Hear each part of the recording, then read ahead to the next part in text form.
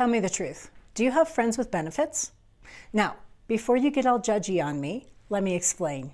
Hello, ladies. This is Karen Schaefer with the W.I.N Network, the Women's Wealth and Impact Network for women over 50. I'm so glad to see all you win-hers here today. Thanks for joining me. Now, let me talk about friends with benefits. This is a very serious topic. The other day, we had some friends visiting from South Dakota. We were so happy to see them. They've been friends of ours for, 20, 25 years, a long, long time. We saw their kids grow up, and they actually brought their daughter and son-in-law and their 2 grandchildren with them to dinner. It was fabulous. Loved spending time with them. And then they hadn't met some of our very dear friends that live here in Colorado that recently moved from the Midwest. And so we thought, might be kind of fun to get them all together and introduce some of our friends. These are all good friends of ours. Both of them are travel buddies of ours, so we'll all go on RV trips together and different things like that. So much fun. We go to the Caribbean, go scuba diving. So they're good friends, and we wanted them to all meet.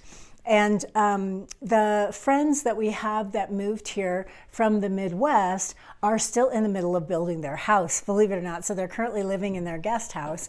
And, they come over and we go to their place. And like I said, they're just fun friends and we all share a lot in common. So we thought, let's get them together and see if they like each other, because maybe we could do something together. And of course they did. But the first question that they asked one another was, how do you know Pete and Karen? Well, it's a logical question, right? It's a good conversation starter. And they both simultaneously, which was very funny because we all laughed, they simultaneously said, real estate. And I was like, oh, that's so funny that that's how people look at things, right?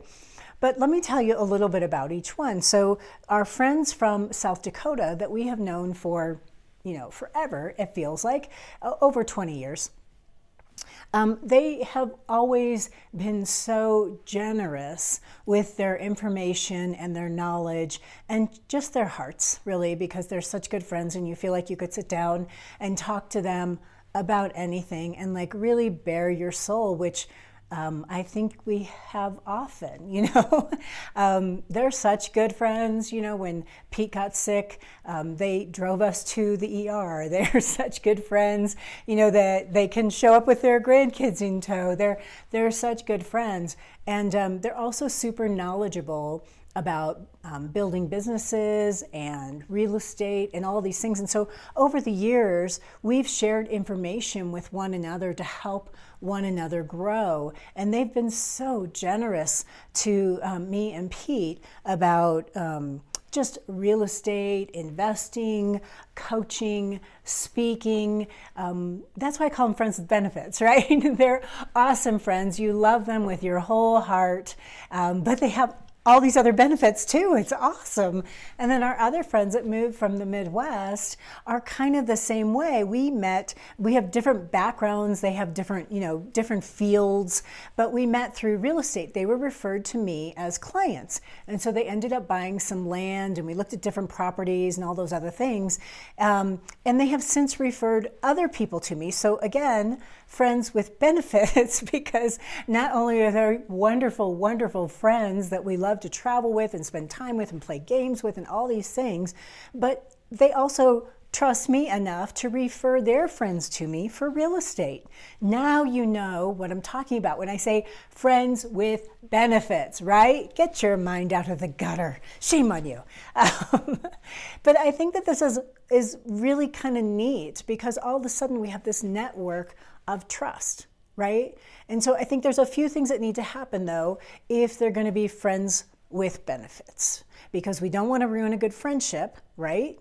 So we have to be careful because those friendships are very, very valuable. So number one, I think you have to have respect for one another's relationships and boundaries. I think that's really, really important. Don't overstress that relationship or the benefits of that relationship, because your primary relationship is as a friend. And always remember that. So you're not allowed to go in either direction as far as being angry to them for helping you or not helping you, right? Because your primary relationship is as a friend. So number one is respect. Number two is reciprocity. If they're a friend with benefit, are you? Are you giving them some benefit?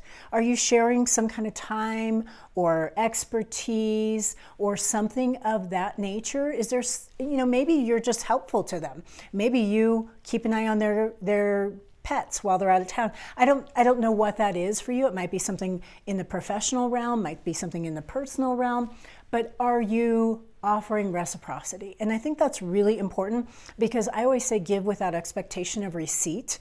And I think that that's what we should always do. So if you have a friend like that, guess what? They think that way too. So they're also giving without expectation of receipt, but because you respect them and you know there should be reciprocity, you're also giving without expectation of receipt.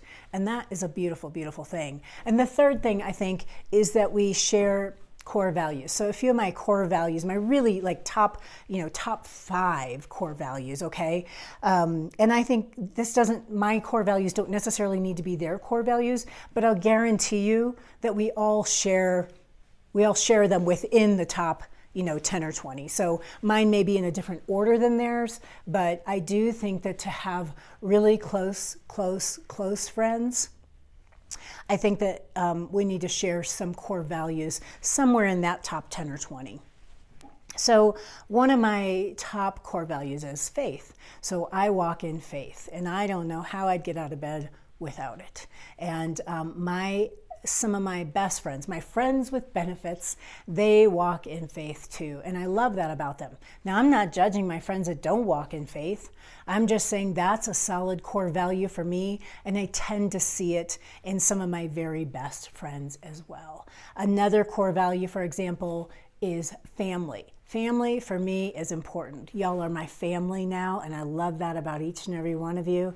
These friends, they're my family because they're that close. I feel that close to them, and I think they feel that close to me, that we can pretty much share anything. We can talk about anything, but we also have a lot of respect for one another and one another's families, and care for one another as well. So those are just an example, but most of my friends, you'll find they have good marriages, they have good relationships with their kids, they have strong relationships with friends, and I think that is indicative of family as a core value.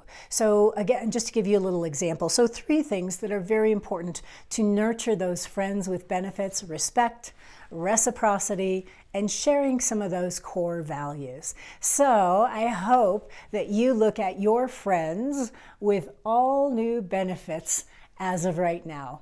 Thanks so much for joining me. I love each and every one of you. I think you're all total win-hers. See you next time.